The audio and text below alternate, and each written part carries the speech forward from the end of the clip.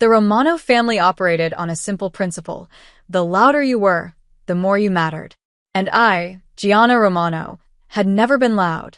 My grandmother, Rosa Romano, was a force of nature.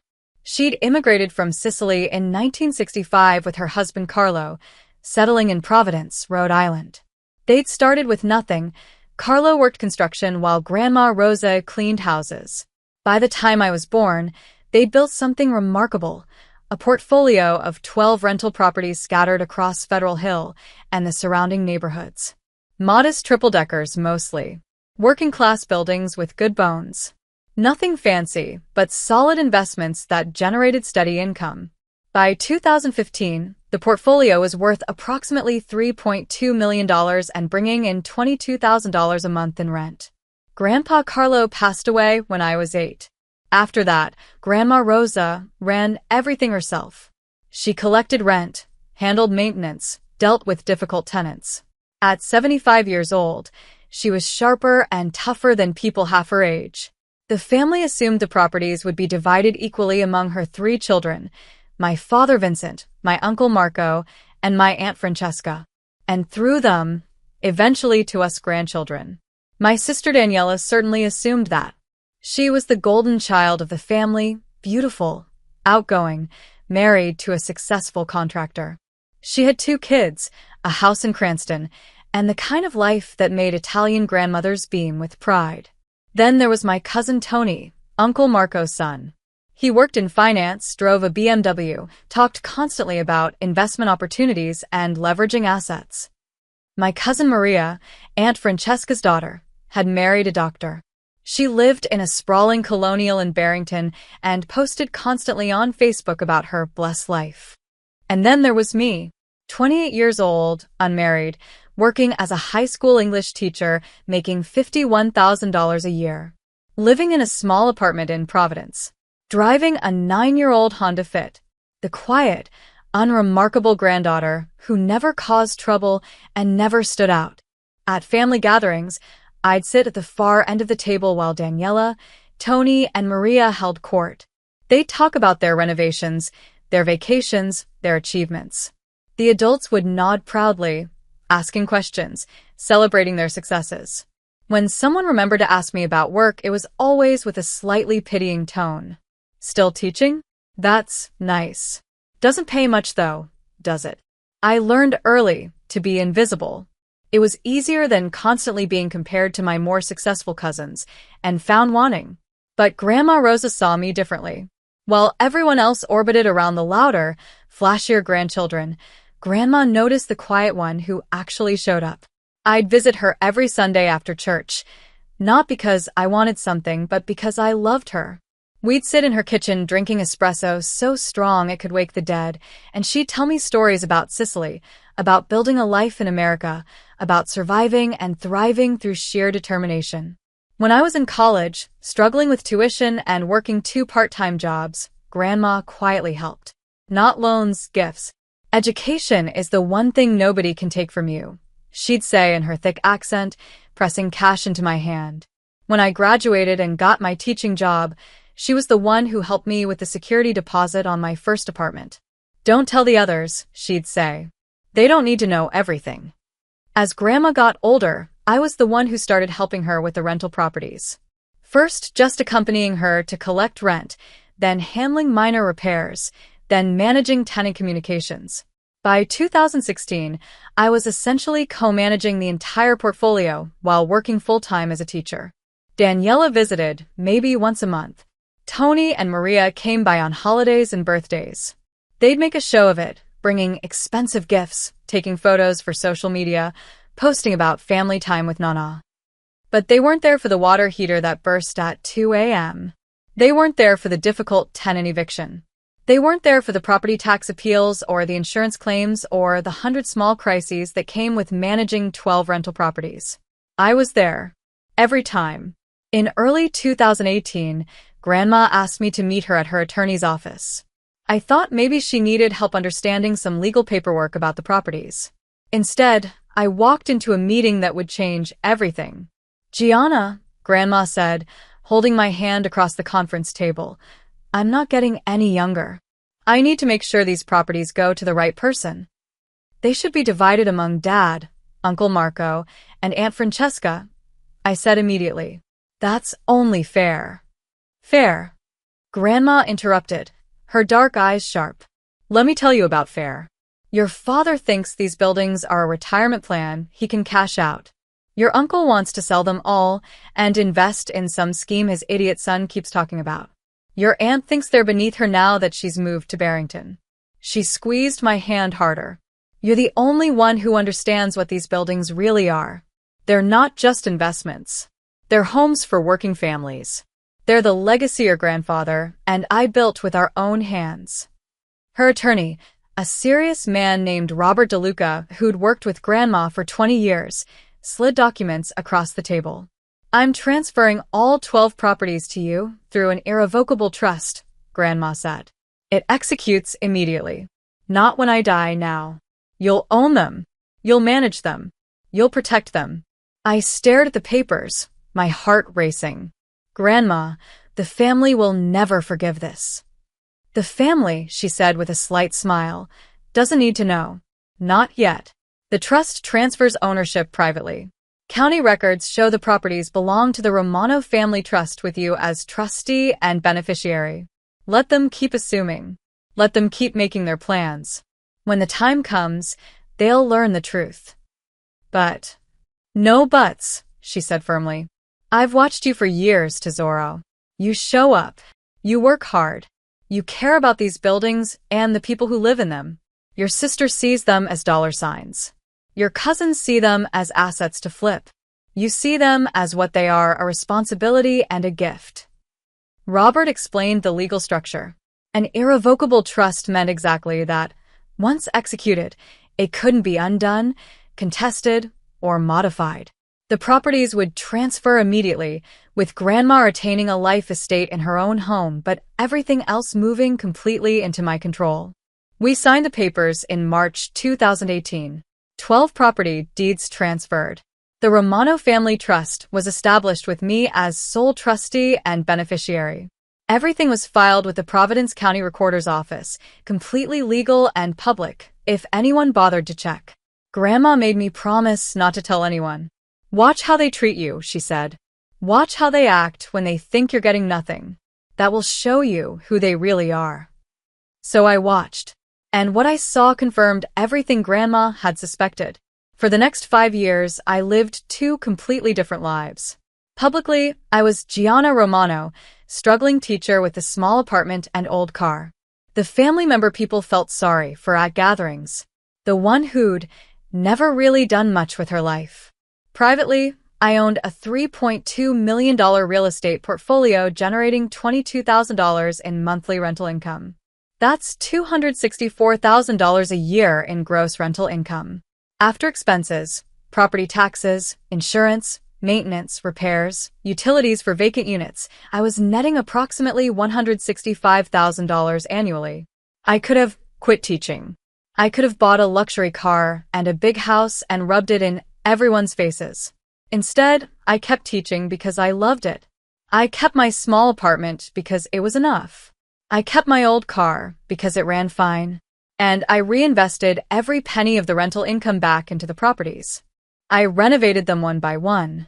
New kitchens, updated bathrooms, fresh paint, modern appliances. I didn't just slap lipstick on them. I did quality work that would last. The kind of renovations Grandpa Carlo would have approved of. I raised rents gradually to market rates but fairly. I was a good landlord, responsive, reasonable, tough when necessary but never cruel. My tenant retention rate was over 80%, which in the rental business is extraordinary. And I learned. I studied property management, real estate investment, landlord-tenant law. I took online courses in accounting and finance. I became an expert in something none of my loud, flashy cousins could understand, the quiet, patient work of building real wealth. By 2023, the portfolio value had grown to $4.1 million. The monthly rental income was $26,000.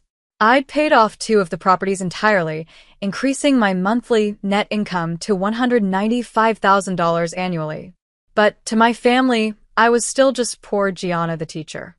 Daniela would show me photos of her kitchen renovation, $85,000, all financed through debt she couldn't really afford. You should really try to get a better job, she'd say sympathetically. Teaching is noble, but it doesn't pay the bills. Tony would talk about his stock portfolio and crypto investments. You should let me help you invest, he'd offer condescendingly. Even on a teacher's salary, you could build something. I'd smile and nod and say nothing. The breaking point came at Grandma's 80th birthday party in June 2023. The whole family gathered, 40 people crammed into a rented hall, with catered Italian food and a DJ and all the noise and chaos that came with the Romano family. Grandma sat at the head table, looking tired but happy. I'd spent the morning with her, helping her get ready, making sure she had her medications, ensuring she was comfortable. Daniela swept in an hour late with a huge bouquet of flowers and an elaborate photo opportunity. Tony gave a toast about family legacy and honoring our matriarch. Maria posted 17 photos to Instagram before the appetizers arrived. During dinner, I overheard a conversation that made my blood run cold. Uncle Marco was talking to my father and Aunt Francesca at the next table. "Ma's getting older," he said quietly. "We need to start planning the transition of the properties." "Agreed," Dad said. "We should probably meet, just the three of us, and figure out how to divide things fairly." 12 properties, 3 ways, Aunt Francesca calculated. For each. We could keep the best ones and sell the others to distribute the cash. "We should probably bring in Tony," Uncle Marco said. "He's got the finance background. He could help us maximize the value." They were planning Grandma's estate. At her birthday party, while she sat 20 feet away. And I wasn't even mentioned. Not as an heir, not as someone who'd been managing the properties for years, not even as a person who might have an opinion. I was invisible. I excused myself to the bathroom and called Robert DeLuca from the parking lot. "They're planning to divide the properties among themselves," I told him. "They're going to announce it soon, I can feel it. And when they do, they're going to discover the truth." "Are you ready for that?" Robert asked. "No," I admitted. "But it doesn't matter. This was always going to happen. Grandma knew it. That's why she did what she did." "What do you want me to do?" "Be ready," I said. "When they make their announcement, I'm going to need you there with all the documentation." Robert was quiet for a moment. "Gianna, this is going to get ugly." "I know," I said. "But Grandma gave me this gift for a reason. I'm not going to apologize for it." 3 weeks after Grandma's birthday, I got a text in the family group chat. "Family meeting, Sunday, August 6th, 2 p.m. at Francesca's house. All adults required to attend. Important discussion about family estate planning." My stomach dropped. This was it. I texted Robert immediately. "It's happening. Can you be there?" He replied, "I'll be in my car outside. Text me when you need me." Sunday arrived hot and humid. I drove to Aunt Francesca's house in Barrington, passing through neighborhoods I could afford to live in but chose not to. Her colonial was beautiful, professionally landscaped, fresh paint, the kind of house that screamed, "We made it." Inside, the family had assembled. Dad, Uncle Marco, Aunt Francesca, Daniela and her husband, Tony, Maria and her doctor husband, even some of the younger cousins who'd recently turned 18. Notably absent, Grandma Rosa. "She's resting," Aunt Francesca said dismissively. "This discussion doesn't concern her." We gathered in the formal living room. Aunt Francesca had printed agendas. Tony had brought a laptop with a PowerPoint presentation. A PowerPoint for dividing up my grandmother's estate while she was still alive. "Thank you all for coming," Uncle Marco began, standing at the front of the room like he was chairing a board meeting. "We're here to discuss the family properties and make some important decisions about their future management and eventual distribution." "Ma's 80 years old," Dad added. "She can't manage 12 properties forever. We need to start planning the transition." Tony opened his laptop. "I've done a comprehensive analysis of the portfolio." He clicked to a slide showing all 12 properties with addresses and estimated values. Current total portfolio value, approximately $4.1 million. Average monthly rental income, $26,000. He'd done his homework. I felt a cold knot forming in my stomach. Here's what I'm proposing, Tony continued, clicking to the next slide. We divide the properties equally among the three siblings, Vincent, Marco, and Francesca, 4 properties each. Within each group, we keep the highest performing properties and sell the others to distribute liquidity. That makes sense, Daniela said immediately. Some people might want cash instead of dealing with tenants. Exactly, Tony agreed. I've already spoken to a commercial real estate broker about valuations and potential buyers. Wait. You've already been marketing Grandma's properties? I asked quietly. Everyone turned to look at me, as if they'd forgotten I was there. Not marketing, Tony said with exaggerated patience. Just getting preliminary valuations. It's called due diligence, Gianna. Does Grandma know you're doing this? I asked. Aunt Francesca waved her hand dismissively. Your grandmother is old and tired. She doesn't need to be burdened with these details. We're her children. We know what's best. This is what responsible families do, Uncle Marco added. We plan ahead. We make sure everything is organized and fair. Fair, I repeated softly. Yes, fair, Dad said, a slight edge in his voice. Equal distribution among the 3 siblings, which will eventually pass to you grandchildren.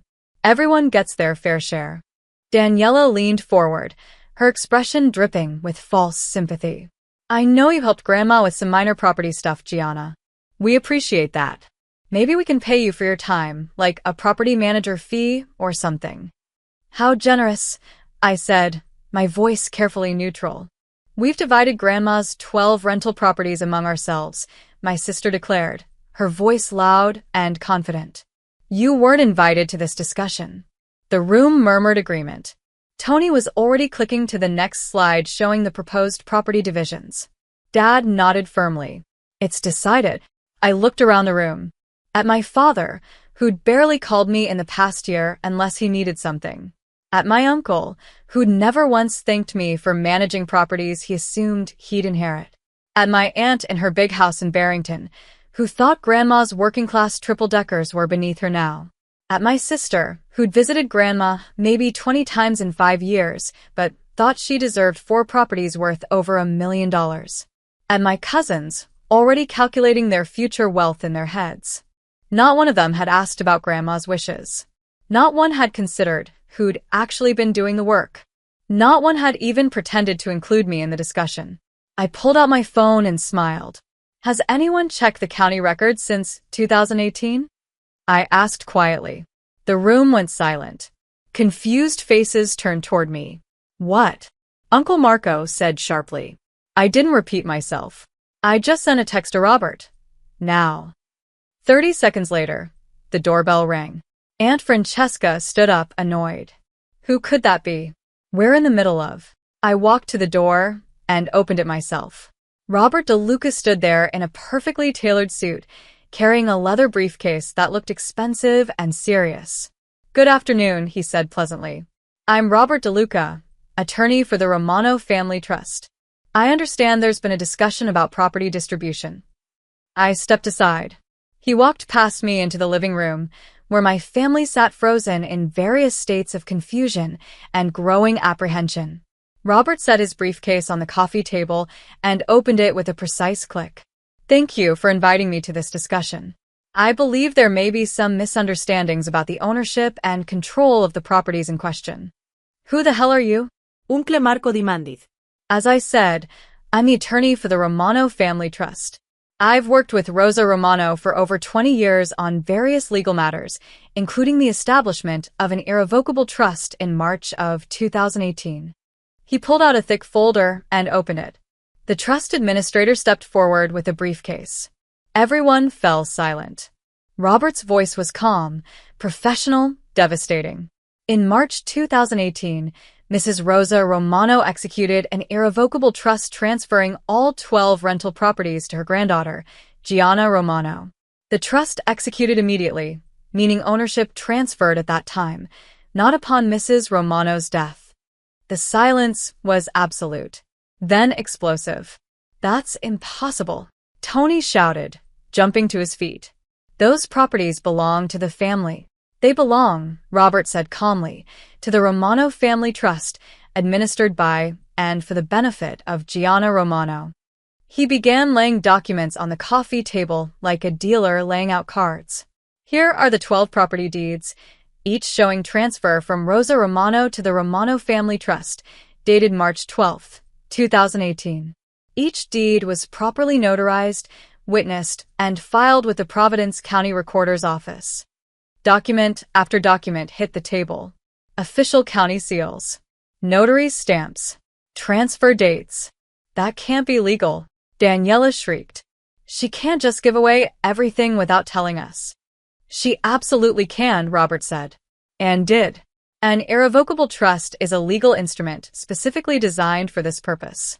Mrs. Romano had every right to dispose of her property as she saw fit. She was probably senile. Aunt Francesca spat. Gianna manipulated a confused old woman. Robert's expression turned icy. Mrs. Romano was evaluated by 2 independent physicians prior to executing the trust. Both certified her as mentally competent. Any claim of undue influence or diminished capacity would fail immediately in court. He pulled out more documents. Furthermore, here are 5 years of property management records. Tax returns showing Gianna Romano paying all property taxes. Insurance policies in the trust's name. Rental income deposits. Renovation receipts. Maintenance logs. The evidence kept piling up. Undeniable. Overwhelming. Gianna has been the legal owner and active manager of these properties for over 5 years, Robert continued. She's paid over $400,000 in property taxes. She's invested approximately $280,000 in renovations and improvements. She's managed tenant relations, handled evictions, coordinated repairs, and maintained the properties to a higher standard than they've ever been maintained before. Dad's face had gone from red to white. 5 years? You've owned these properties for 5 years and never said anything. Grandma asked me not to, I said quietly. It was the first time I'd spoken since Robert arrived. She wanted to see how the family would treat me when they thought I had nothing. Well, now we know. Daniela screamed, standing up so violently she knocked over her water glass. You're a sneaky, manipulative liar who stole our inheritance. I didn't steal anything, I said, my voice still calm, but with steel underneath. Grandma gave me something I'd actually earned through 5 years of work. Something none of you even noticed I was doing. Work. Tony laughed bitterly. You collected some rent and made a few phone calls. Robert pulled out another document. Actually, let me read from Gianna's property management log. In the past 5 years, she has coordinated 47 renovation projects, handled 23 tenant evictions through proper legal channels, responded to 312 maintenance emergencies including 14 after midnight, negotiated with contractors to save approximately $85,000 in repair costs, and maintained a tenant retention rate of 83%, which is exceptional in the rental property business. He looked up at Tony. How many of those late-night emergency calls did you handle? How many evictions did you process? How many renovation projects did you coordinate? Silence. That's what I thought, Robert said. Uncle Marco found his voice, and it was full of venom. This is elder abuse. You convinced a sick old woman to cut out her own children. Grandma wasn't sick when she signed the trust, I interrupted. She was sharp as ever. And she didn't cut anyone out. She gave her estate to the person who actually showed up. I stood up, tired of sitting while they loomed over me. For 5 years, I've managed these properties. I've collected rent at 6 a.m. from difficult tenants. I've dealt with burst pipes and broken furnaces and bedbugs and noise complaints. I've spent weekends painting apartments and evenings reviewing tenant applications. I looked around the room at all of them. Where were you? Daniela, when was the last time you visited Grandma without it being a holiday or her birthday? Daniela's mouth opened and closed. Tony, how many times did you offer to help with the properties instead of just talking about how you'd invest the money once you inherited them? Tony looked away. Maria, have you ever even been inside one of the rental properties? Do you even know where they all are? Maria stared at the floor. And you three, I said, looking at Dad, Uncle Marco, and Aunt Francesca. You're her children. When's the last time any of you spent real time with her? Not a birthday visit or a holiday dinner, but actual time? Sitting with her, listening to her stories, caring about her as a person instead of as someone who owns valuable real estate. Dad's jaw worked, but no sound came out. Grandma knew, I said quietly. She knew exactly what would happen if she left the properties to be divided among you. They'd be sold within a year, liquidated to pay off debts and fund lifestyles. The legacy she and Grandpa built gone. That's not true. Aunt Francesca protested. Really? I pulled out my own folder, one Robert didn't know about. Should I discuss the $67,000 in credit card debt Daniela's carrying? Or Tony's margin calls from his failed stock trades? Or the fact that Maria's husband is being sued for malpractice and they're desperate for cash? The room erupted in chaos. Shouting, accusations, denials. I raised my voice over the noise. I hired a private investigator. I wanted to know exactly what would happen to Grandma's properties if you inherited them. The answer is, they'd be destroyed, sold off, carved up, liquidated to pay your debts and fund your lifestyle inflation. Robert pulled out one final document. There's one more thing we need to discuss. The room quieted at his tone. In 2019, someone accessed Mrs. Romano's bank accounts and withdrew $28,000 over a period of 4 months. Small withdrawals, $2,000 here, $3,000 there, designed to avoid triggering fraud alerts. Everyone went very still. The withdrawals were made by someone with access to Mrs. Romano's PIN and account information. Someone she trusted. Robert slid a bank statement across the table. The money was deposited into an account belonging to Anthony Romano. All eyes turned to Tony. His face had gone sheet white. That's not. I was helping Nana with her bills. Tony stammered. She asked me to. Then you'll have receipts, Robert said calmly. Proof that the money went to pay Mrs. Romano's expenses and not into your personal accounts. We'd be happy to see those receipts. The State Attorney General's office would also be interested. Tony's mouth opened and closed like a fish drowning on dry land. You stole from your own grandmother, I said, my voice full of disgust. And you have the audacity to accuse me of manipulation? It was a loan. Tony shouted desperately. I was going to pay it back. With what money? I asked. The inheritance you thought was coming? The room descended into chaos again. Family members shouting at each other. Accusations flying. Years of resentment bubbling to the surface. I turned to Robert. Are we done here? I believe so, he said, closing his briefcase.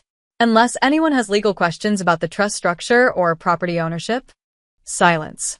Hostile, bitter silence. Robert handed business cards to my father, uncle, and aunt.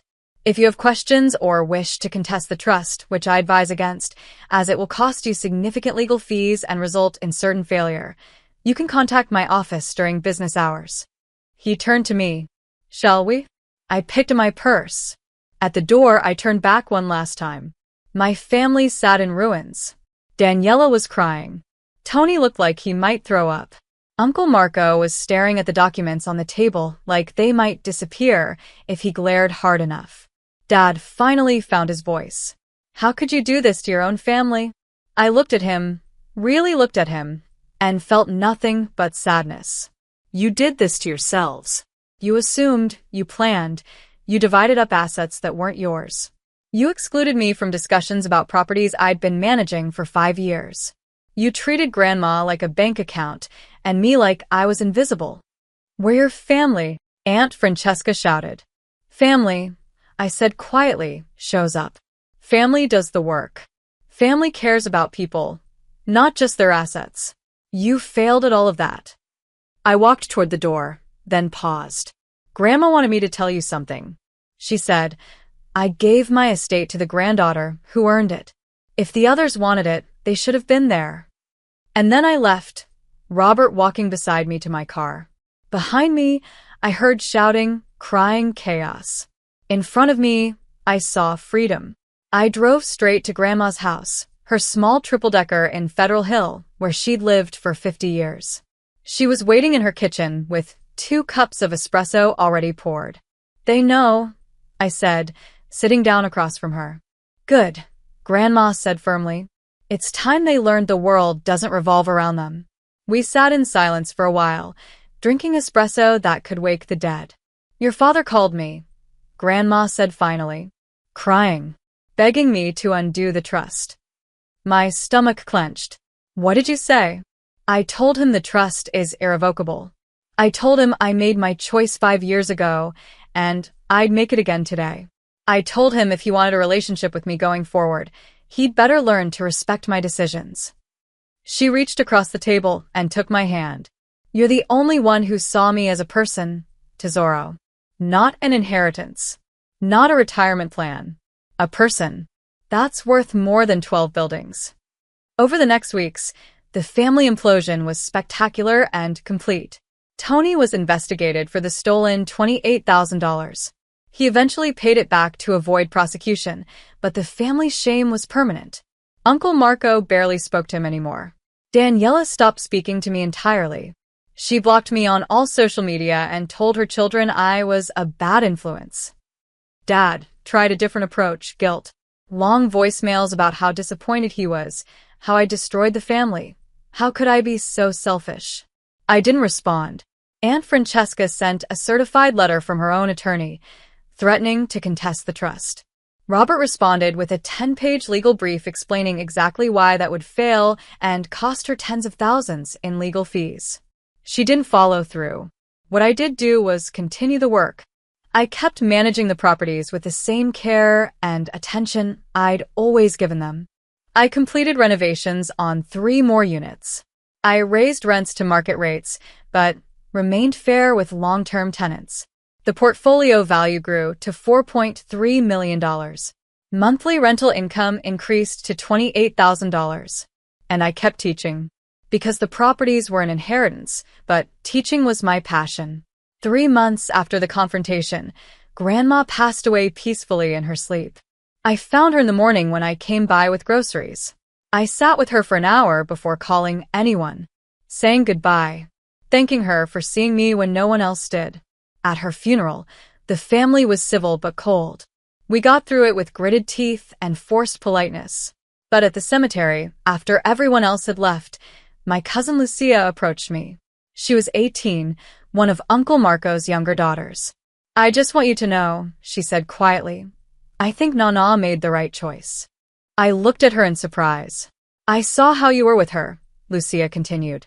"Every Sunday, every holiday, you actually spent time with her.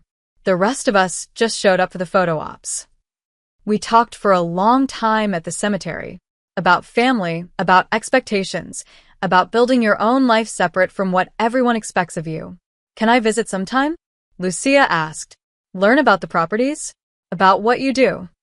"Absolutely," I said and meant it. 2 years after Grandma's death, I sat in my new office. I'd converted the first floor of one of the triple-deckers into a small property management company. Romano Property Management now handled not just my 12 properties but properties for 3 other small landlords who'd hired me based on my reputation. The original portfolio was now worth $4.8 million. I'd paid off 4 properties entirely.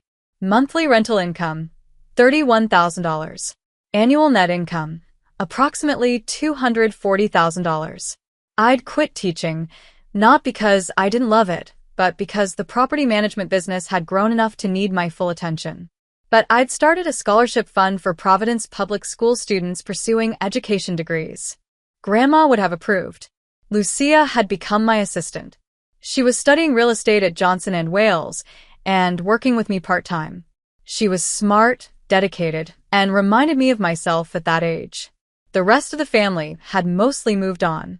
We were civil at unavoidable family events, weddings, funerals, but the warmth was gone. That was okay. I'd built my own family from people who valued loyalty and work over entitlement and noise. Dad reached out once, about a year after Grandma died. He wanted to talk about reconciliation. We met for coffee. He spent 20 minutes explaining how difficult things had been, how the family had been torn apart, how maybe it was time to move forward. What would moving forward look like? I asked.